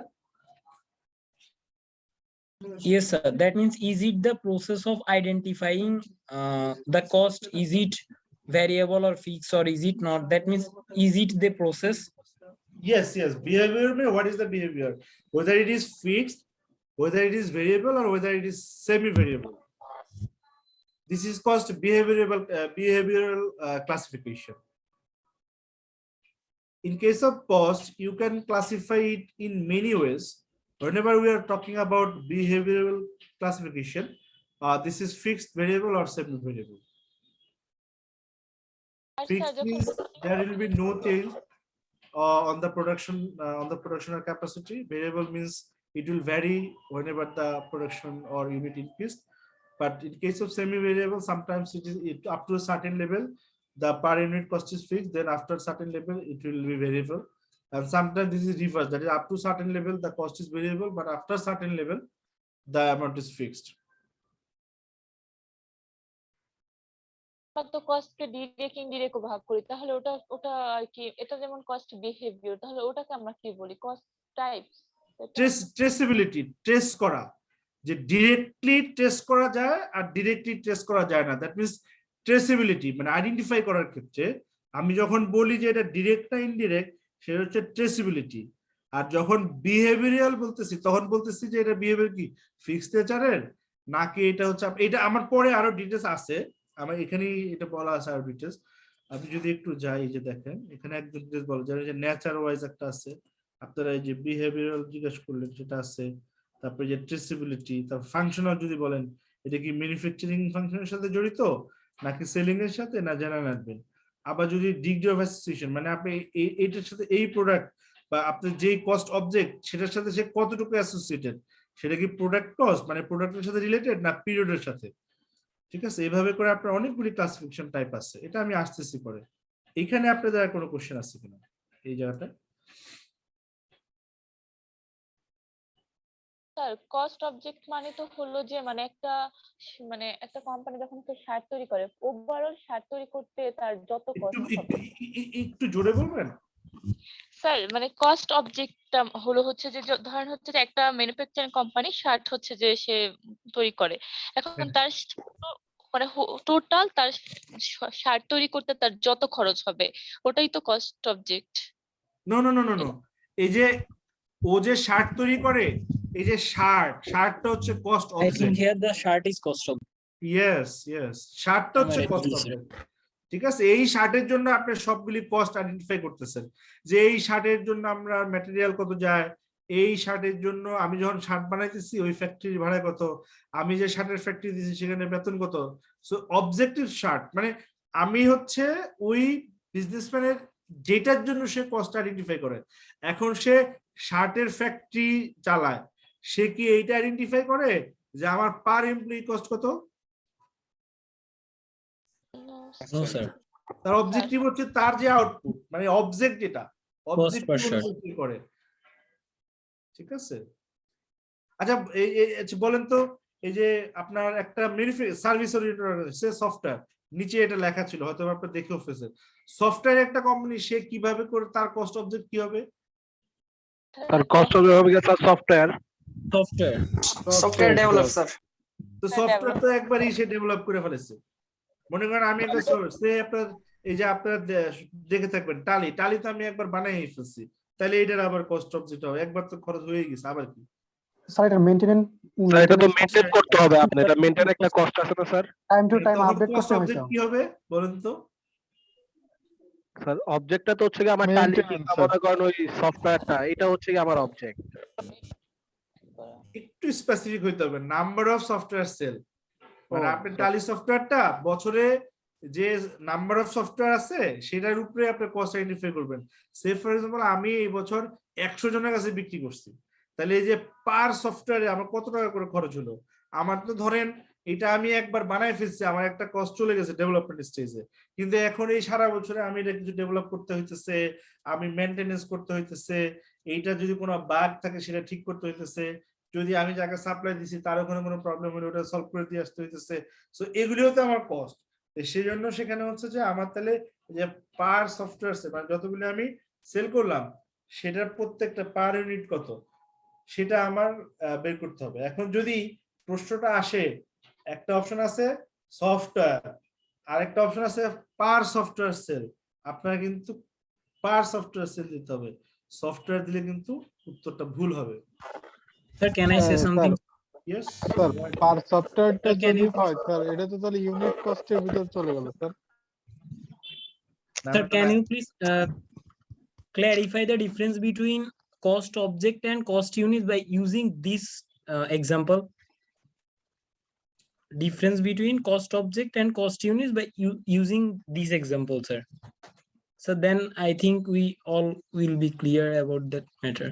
Okay, cost object হচ্ছে যেটার জন্য আমরা যেমন আপনার আমরা ইয়েতে যেটা বলতেছিলাম, আমি আগের এক্সাম্পলটা যদি যাই শার্টেরটা, এটা হচ্ছে যে শার্টটা হচ্ছে আপনার কস্ট অবজেক্ট। এখন এটা কতটুকু এক একটা ইউনিট কতটুকু ইউনিট হবে, এটা কি প্রত্যেক শার্ট হবে নাকি আপনার এক একটা কার্টুন হবে? আপনি যদি মানে এভরি শার্ট এটা হলো একটা ইউনিট, অথবা এভরি কার্টুন সেটা একটা ইউনিট। আমি যখন খরচ আইডেন্টিফাই করতেছি তখন আমি এইভাবে আইডেন্টিফাই করি প্রতি কার্টুন শার্টে আমার কত খরচ হয়। So the unit is here cartoon, objective shirt, unit is cartoon. যদি আপনার এমন হতে না আমি প্রত্যেক শার্টে, তাহলে ইউনিট হচ্ছে পার পিস শার্ট, কিন্তু শার্টটা আপনার object. Yes, sir, I understand. But if you use the example by using the example of software, then what will be the cost object and what will be the unit? This is very simple. That is, object is the software and unit is a per unit software.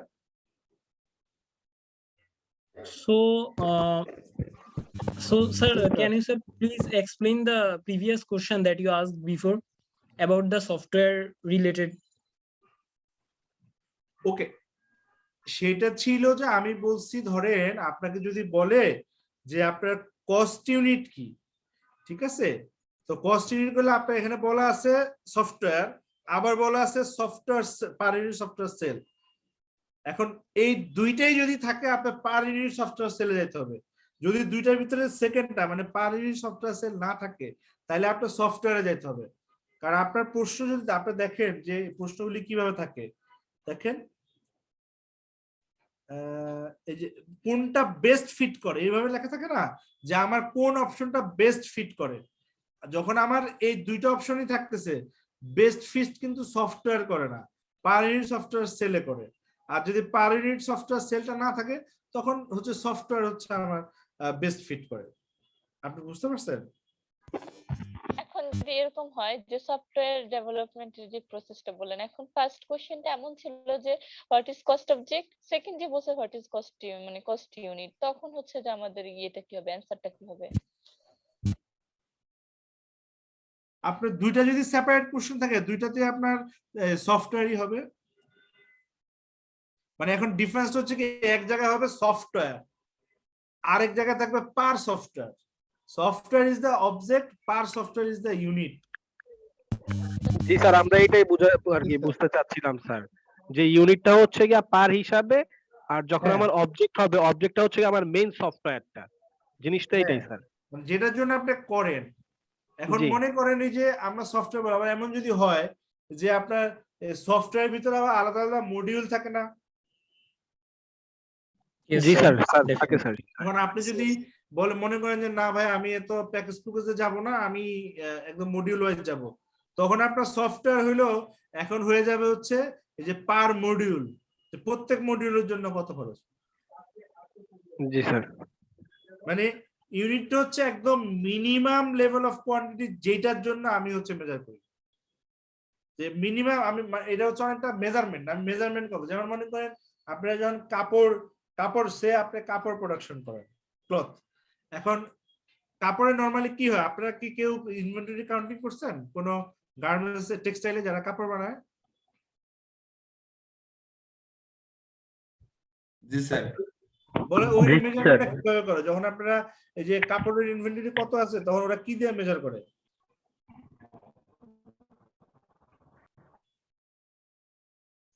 I think গজ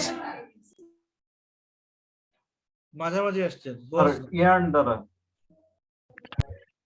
normally এটা হয় metre. মিটারে sir, মিটারে। Normally কাপড় হয় মিটারে metre. আচ্ছা বলেন তো, যদি এখন এই কাপড়টা বানাইছে কোথেকে? স্যার কাপড়টা বানাচ্ছে হচ্ছে সুতা দিয়ে। সুতা কি দিয়ে করে? ইয়ার্ন দিয়ে। তুলা থেকে। না তুলা আরো আগে চলে গেছে, সুতাতে থাকে। সুতা কি দিয়ে করে? স্যার তন্তু দিয়ে হয় না? Yarn sir, yarn. নো আমি জানতে চাচ্ছি সুতার মেজারমেন্ট মানে ইউনিট। আপনার কাপড়ে যেরকম ইউনিট হচ্ছে পার মিটার, আর এখানে এই সুতায় ইয়ার্ডস। ইয়ার্ড তো কাপড়ে করে। স্যার রোল, স্যার বেল বলে না, এত কেজি বেল, স্যার, কেজি কত কেজি বেল? কেজি কেজিও বলে, যেমন কত কেজি সুতা আছে। এখন আমি চাইলে তো সুতারও মিটার মাপতে পারতাম না। জি স্যার। তারপরে আবার যদি আপনি তুলাতে যান তখন তো সে বলে না যে কেজি তুলা, নরমালি কি বলে টন, রাইট? স্যার আমরা তো ইনসেনটিভের ক্ষেত্রে মানে কেজিটাই ইউজ করি আর কি, কেজিটাই মানে আমরা ব্যবহার করি যে এত কেজি ইয়ার্ন, এত কেজি ইয়ার। আচ্ছা কেজি আপনি কেন আপনি যখন কেজি করতেছেন, কারণ আপনি ইনসেনটিভ পাইতে গেলে বাংলাদেশ ব্যাংক যেভাবে আপনার ক্যালকুলেশন শীট দিছে সেখানে সে কেজি দিয়ে দিচ্ছে, এই জন্য আপনি ওখানে কেজি করতেছেন। বা আপনি দেখেন তো আপনার ইনভেন্টরি যখন করতেছে কোম্পানি, সে কিভাবে রেকর্ড করতেছে। So the thing is that এখানে আপনার কস্ট অবজেক্ট যদি বলেন, এক জায়গায় হচ্ছে কস্ট অবজেক্ট হচ্ছে কাপড়, আরেক জায়গায় হচ্ছে সুতা, আরেক জায়গায় হচ্ছে তুলা। আর ইউনিট যদি বলেন আমার প্রতি মিটার কাপড়, প্রতি কেজি সুতা, আর ওখানে হচ্ছে প্রতি টন তুলা, এইভাবে জিনিসটা যায় আর কি। আপনারা ডিফারেন্সটা বুঝতে পারতেছেন কিনা অবজেক্ট এবং ইউনিটের ভিতরে? Yes sir. Yes sir. এটাই। আর কোনো কোশ্চেন আছে? স্যার 10 পিসের শার্ট, স্যার 10 পিসের শার্ট পার কার্টুন, তাহলে এখানে শার্টটা হচ্ছে অবজেক্ট আর হচ্ছে কার্টুনটা হচ্ছে আমার ইউনিট, তাই তো স্যার? হ্যাঁ আপনার এক্সাম্পল ঠিক আছে যে আমি শার্টটা হচ্ছে অবজেক্ট, কার্টুনটা হচ্ছে ইউনিট, বাট নরমালি শার্টের জন্য কার্টুন হয় না, আমি এক্সাম্পল হিসেবে বুঝেছি আর কি, যে এরকম করে হয় আপনি যেভাবে মেজার করেন। হ্যাঁ, আর এটা এক এক জায়গায় এক এক হবে। যেমন মনে করেন আপনি যখন এই যে শার্টের জিনিসটাই দেখেন ইউনিটটা কিভাবে হয়। এখন যে একটা জাহাজের ব্যবসা করে সে যখন মালগুলি নিয়ে যায় সেই হিসাব করে যে পার কন্টেইনার, কন্টেইনারের ভিতরে আপনি কি দিচ্ছেন সে কিন্তু সেটা দেখে না। যদিও কোম্পানি প্রোডাকশন করছে per piece shirt, say for example সেইভাবে করে পার পিস শার্ট করতে করতে 10 কন্টেইনার শার্ট করছে, আর তার হিসাবে তো আছে সে আমার 1 লাখ পিস শার্ট, কিন্তু জাহাজওয়ালা এই সেম জিনিসটাকেই মেজার করবে আমার পার কন্টেইনার কস্ট কত। তাহলে একই জিনিসের দুইজনের কাছে কিন্তু কস্ট অবজেক্টও চেঞ্জ হয়ে গেছে, ইউনিটও চেঞ্জ হয়ে গেছে। ঠিক আছে? জি স্যার, ক্লিয়ার স্যার। স্যার এখানে যে আমি বলেছিলাম যে 10 পিসেস, এই 10 পিসেসটা তাহলে কি? এই যে না 10 পিসেস তো, এখন আপনি কি এই প্রত্যেক 10 পিসে একটা ধরতেছেন না? বোধহয় তার মানে যে 1 ইউনিট, যে প্রত্যেক পিস, তো ইউনিট হচ্ছে এভরি পিস, আপনি টোটাল 10 ইউনিট আপনি মেজার করতেছেন, আর জিনিসটা হচ্ছে যেটার করতেছেন। সে শার্ট যদি হয় তাহলে অবজেক্টিভ শার্ট, ইউনিট হচ্ছে পার পিস, আপনার কাছে আছে 10 পিস। স্যার যখন হচ্ছে কন্টেনারের হিসাব করব স্যার, তখন কি আমার কস্ট অবজেক্টিভ কন্টেনার স্যার? হ্যাঁ না, জাহাজ কোম্পানির জন্য বুঝেন, আপনি গার্মেন্টস যে বেটা শার্ট সাপ্লায়ার সে কিন্তু তার শার্টই যাবে, বাট জাহাজ কোম্পানির জন্য চিন্তা করেন যে ও 10 কন্টেইনার জি, স্যার। শার্ট দিল তার জাহাজে, জাহাজ কোম্পানির কস্ট অবজেক্ট থাকবে কিন্তু কন্টেইনার, যে সে পার কন্টেইনারে তার কত খরচ হইতেছে। এজন্যই বললাম যে একই জিনিস শার্ট যাচ্ছে, অথচ এই ধরেন আপনার ইপিলিয়ন গ্রুপের কাছে হচ্ছে পার পিস শার্ট, আর ধরেন মার্কস লাইনের কাছে হচ্ছে পার কন্টেইনার। জি স্যার, ক্লিয়ার স্যার। জি sir, clear sir. Thank you. আচ্ছা, এরপরে আমাদের আরো কিছু আছে, এইটা আমি আপনাদেরকে দিয়ে দিব। আপনারা এই যে ইউনিটটা তো বলে ফেললাম, এই জিনিসগুলো একটু দেখেন, কারণ আমার মনে হয় যে এটা সেলফ এক্সপ্লেনেটরি। যদি আপনাদের কোনো কোশ্চেন থাকে করেন, স্পেশালি যারা হচ্ছে লেস দ্যান গ্রাজুয়েট, যে এসএসসি এইচএসসি করে যারা আসছেন, তারা যদি কিছু না বুঝেন আমাকে জিজ্ঞাসা করেন, আমি বলতেছি। হ্যাঁ, আমি আর এটাতে ডিটেইলস বলতে চাচ্ছি না কি। স্যার হ্যাঁ স্যার, লেকচারটা তো আমরা মেলে পেয়ে যাব স্যার? পেয়ে যাওয়ার কথা, আমি দিয়ে দিব দেখি। জি, থ্যাংক ইউ স্যার। কিন্তু আমি কোন লেকচারের আগে দিব না। হ্যাঁ, না না স্যার, লেকচারের পরেই স্যার, সেটাই বললাম স্যার। জি, থ্যাংক ইউ। আর আমার হচ্ছে ওই পরের লেকচারগুলি মনে হয় এইভাবে আপনি পাবেন না, পাওয়ার পয়েন্টে পাবেন। আপনারা দেখেন, এখান থেকে আপনারা কোনো কিছু যদি বুঝতে অসুবিধা হয় তাহলে আমাকে বলেন।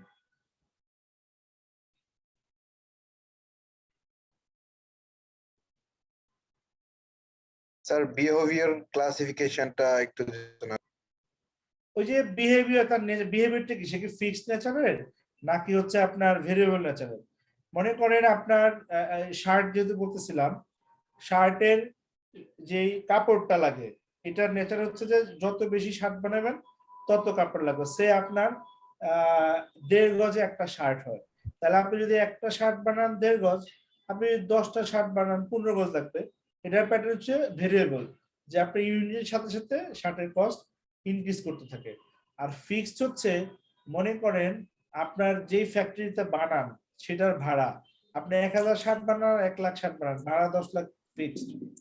বা আপনার যেই ফ্যাক্টরির যেই কর্মচারী আছে, সে মোস্টলি যারা হচ্ছে যে পিস রেটে পায় না, বেতন ভুক্ত, সে অ্যাডমিনের লোক, আপনার সে প্রোডাকশন যাই হোক তার বেতন ফিক্স, কিন্তু হয়তোবা যে সেলাই করে ওর ক্ষেত্রে হইতে পারে যে প্রতিদিন 10টা বানাবে বা 20টা বানাবে। এটা হচ্ছে আপনার বিহেভিয়ার, যে এটা ফিক্সড নেচার না ভেরিয়েবল নেচার। একটু স্পেশাল আইটেম যেটা আছে সেটা হচ্ছে সেমি ভেরিয়েবল, যেটা সেমি ভেরিয়েবল আর সেমি ফিক্সড। এর মানে হচ্ছে সেমি ভেরিয়েবল হচ্ছে যেই খরচগুলি প্রথম দিকে ভেরিয়েবল এরপরে ফিক্সড হয়ে যায়, আবার কিছু আছে প্রথমে ফিক্সড পরে ভেরিয়েবল হয়ে যায়। সে ফর এক্সাম্পল আপনার মনে করেন ইলেকট্রিসিটিতে প্রথমে কি হয়, একটা মিনিমাম কস্ট আছে। আপনি যত ইউনিট মানে এই যে আমি যেটা দেখছি যে আপনার আরবিতে সম্ভবত এই যে রুরালে ওদের হচ্ছে যে কত ইউনিট পর্যন্ত জানে 120 টাকা, এরপর প্রতি ইউনিটে বাড়তে থাকে। তার মানে আপনার সেলস ধরেন 50 ইউনিট পর্যন্ত আপনি 120 টাকা বিল দিবেন, আপনি ইউজ করলেও দিবেন না করলেও দিবেন, কিন্তু যখনই 51 থেকে হবে তখন কিন্তু আবার রেট বাড়তে থাকে। তার মানে প্রথমে ফিক্সড পরে ভেরিয়েবল, এটা হচ্ছে সেমি ভেরিয়েবল। আর সেমি ফিক্সড হচ্ছে, মনে করেন আপনি সে বললো যে ঠিক আছে তুমি আমারে এই আপনার প্রথমে সে ফিক্সড, সরি সেমি বিদ্যুৎটা তো বললাম হচ্ছে সেমি ফিক্সড, আর ভেরিয়েবলটা হচ্ছে আগে যে তুমি প্রথম যে 100টা নিবা তখন দিবা হচ্ছে 5 টাকা করে, পরে 100টা দিবা 5 টাকা করে, এরপরে যাই নাও 4 টাকা করে ফিক্সড। ঠিক আছে?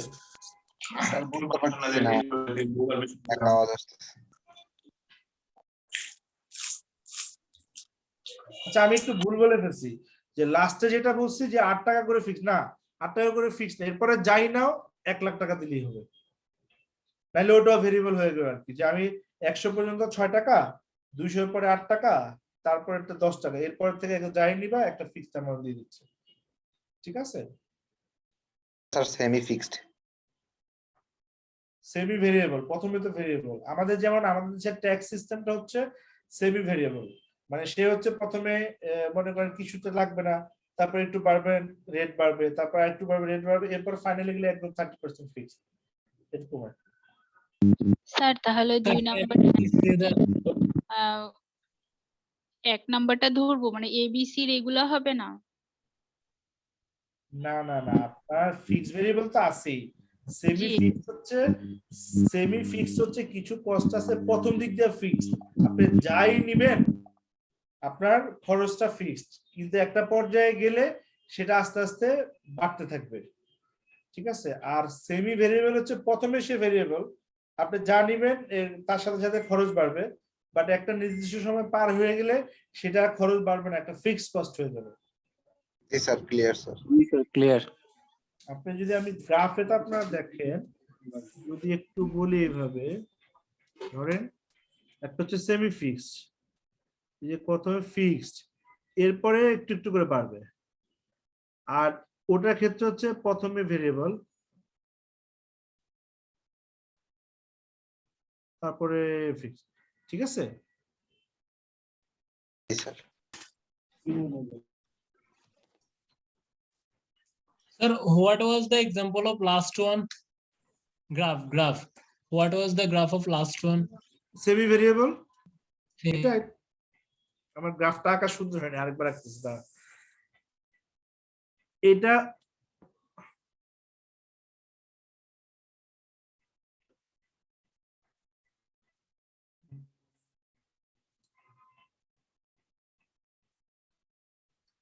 এই যে এটা হচ্ছে আপনার মানে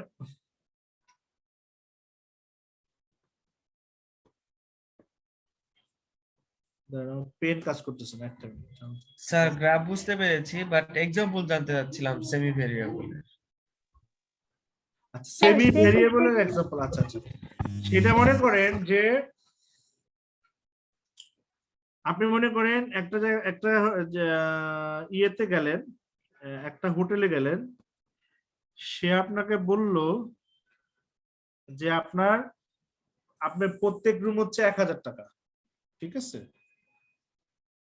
প্রত্যেক রুম 1000 টাকা। অথবা আপনি আরেকটু অন্যভাবে আসেন যে আপনি একটা প্রোগ্রাম অ্যারেঞ্জ করলেন, সে বলল যে আপনি প্রত্যেক পার্সনের জন্য আমাকে 1000 টাকা দিতে হবে যদি কেউ পার্টিসিপেট করতে হয়। তো এইভাবে করে দেখা গেল যে বললো যে ঠিক আছে আপনার 200% পর্যন্ত 1000, এরপরে আপনি যেই কোজন পার্সেন্ট ইউজ করুক আপনি আমাকে টোটাল 50,000 দিলেই হবে। তার মানে আপনার 100 জন হচ্ছে ধরেন 1 লাখ, এরপরে আপনি 200 জন করলেও সেটা হচ্ছে 1.5 লাখ, মানে ওটা 50,000 ফিক্সড। বুঝতে পারছেন? Sir, can you please tell another example for this matter? হ্যাঁ, ওটা করা যাবে। সেফ আপনি বললো যে আপনি একটা জাহাজে যাবেন, এখন আপনি মনে করেন লঞ্চে যাচ্ছেন, আপনার লঞ্চ ভাড়া হচ্ছে 1000 টাকা পার পার্সন। এখন আপনি বললো যে আপনি যদি 500 জন যান তাহলে প্রতিজনে 1000 টাকা দিলে, এরপরে যাই যান আপনি ধরেন বাকি আর 1 লাখ টাকা দিলেই পারবেন।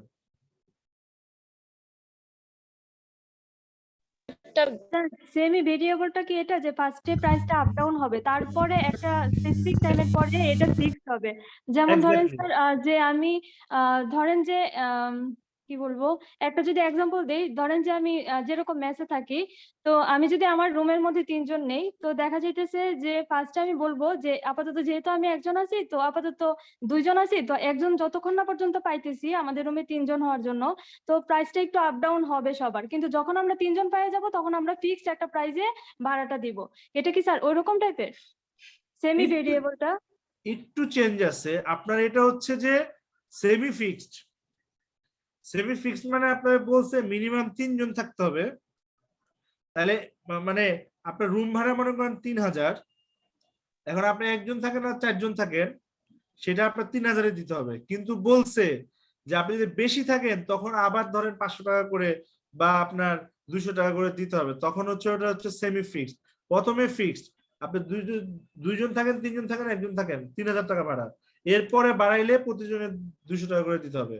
হোটেলে যেটা হয় যে আপনার 2 জনের রুমে আপনার ভাড়া হচ্ছে মনে করেন 2000 টাকা, আপনার একজন থাকলেও 2000, 2 জন থাকলেও 2000, তৃতীয় জন থাকতে গেলে আপনার একটা আলাদা বেড নিতে হবে, সেটার জন্য 300 টাকা। আবার যদি 4 জন থাকতে চান তাহলে আবার বাকি 2 জনের জন্য 3 দুগুণে 600 টাকা দিতে হবে। এটা হচ্ছে সেমি ফিক্সড, প্রথমে ফিক্সড পরে ভেরিয়েবল। ফার্স্টে 3 লাখের বেলায় হচ্ছে নো ট্যাক্স, তারপর এটা কি হচ্ছে সেমি ভেরিয়েবল না? যেমন হচ্ছে বাকি ট্যাক্সের যে রেটটা আছে, হ্যাঁ ওটা কি সেমি ভেরিয়েবল, যেমন একটা নির্দিষ্ট পর্যায় পর্যন্ত বাড়তে থাকে, পরে একটা একবারে ওভারঅলে যে হচ্ছে পরে এক নির্দিষ্ট স্টেজে যাওয়ার পর ফিক্সড হয়ে হ্যাঁ যায়। হ্যাঁ হ্যাঁ হ্যাঁ রাইট রাইট।